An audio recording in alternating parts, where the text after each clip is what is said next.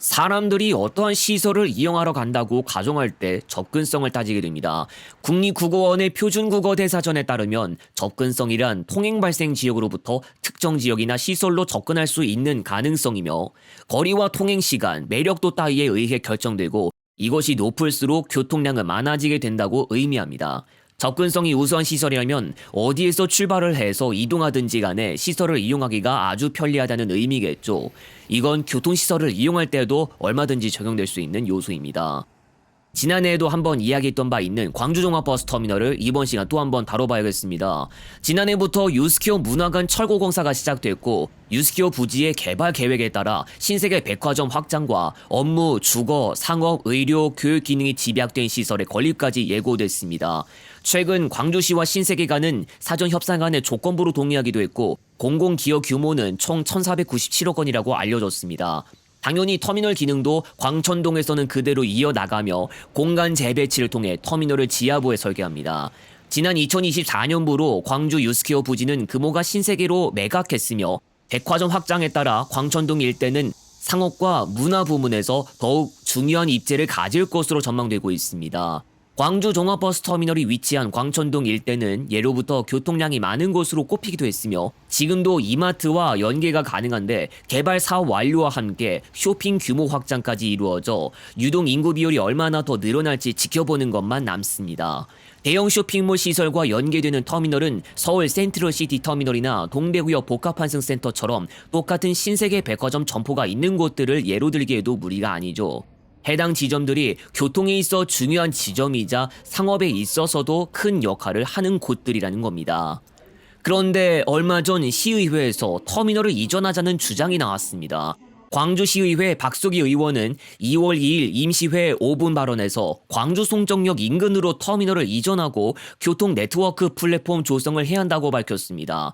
전남 광주특별시 출범을 앞둔 상황에서 광산구를 호남권 핵심 교통요충지로 키우면서 광주시내 30분, 전남시군 60분 생활권 조성과 광주 송정역에서 KTX와의 환승 편의를 제고하자는 겁니다.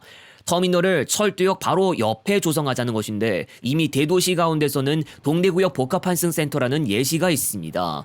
이곳에서는 필요에 따라 열차와 시외버스 간 갈아타는 것이 쉽습니다. 그러나 광주 송정역의 사례와 동대구역의 사례를 완벽한 동일선상에서 비교하기엔 좀 무리가 있어 보입니다. 시내까지의 접근성 때문입니다. 먼저 동대구역 일대는 이미 번화가입니다. 여기서 얼마 떨어지지 않은 지점에는 주거단지들이 들어서 있고 경북대학교 등을 위시로 하는 교육기관은 물론 대경선 광역전철과 도시철도를 통해서 각지로 이동하기에도 어렵지 않습니다. 서울역이나 수서역에서 출발한 영남 방향 모든 고속열차들과 각종 일반 열차들이 한데 정차하는 곳이고 고속시외버스 또한 동대구역 복합환승센터 등장 이전부터 동대구역 일대에서 출발하고 있었던 만큼 오랜 시간 동안 기차와 버스를 가리지 않고 교통 요충지로서의 역할을 하고 있었습니다.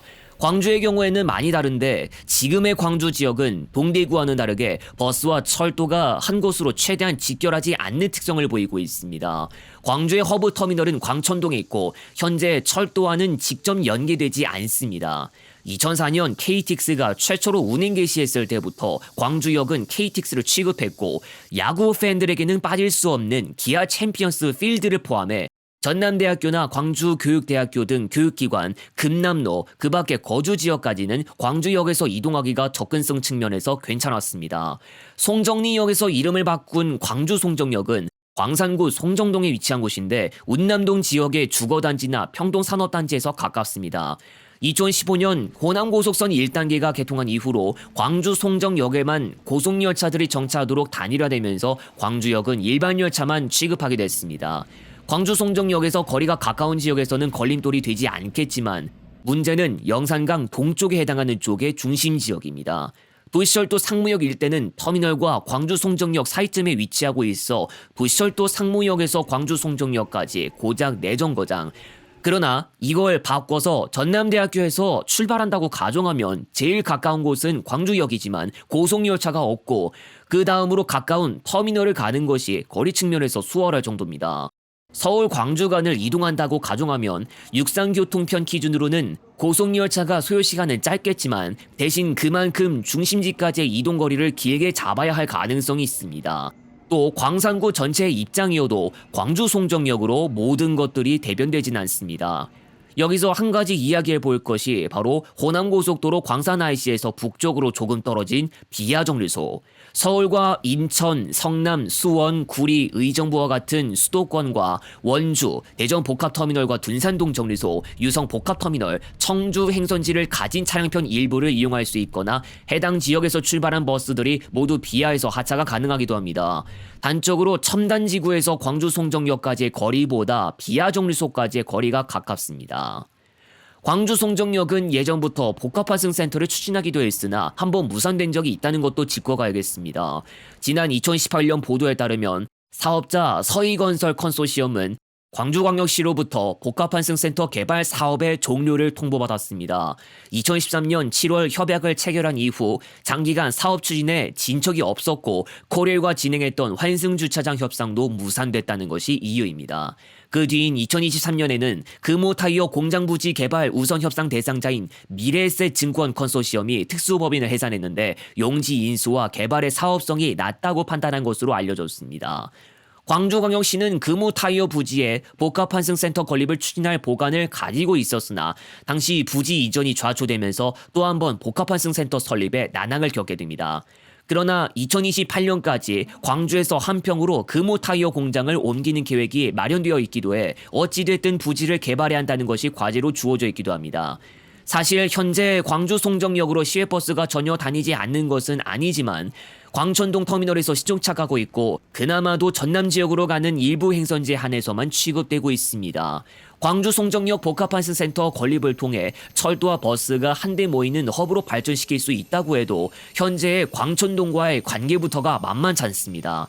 시외로 나가는 교통편을 이용하는데 시내 각지에서 접근하기에도 최대한 용이한 지역이 바로 광천동과 같은 곳이고 이미 신세계가 터미널 기능을 포함해 광천동 유스키어 부지를 개발하는 계획을 가지고 있어 더더욱 입지가 중요해지는 데다 터미널을 운영하는 단체가 광주 송정역으로 터미널 기능을 옮기는 데 동의할지도 변수입니다.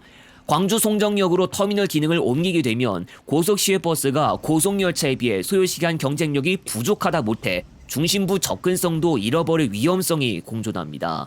교통시설을 외곽에 건설하는 사례를 찾는 것은 그리 어려운 일이 아니지만 위치 선정을 잘못하거나 연계교통편이 부실해서 오히려 이용하러 가기 불편해지는 사례도 볼 수 있습니다.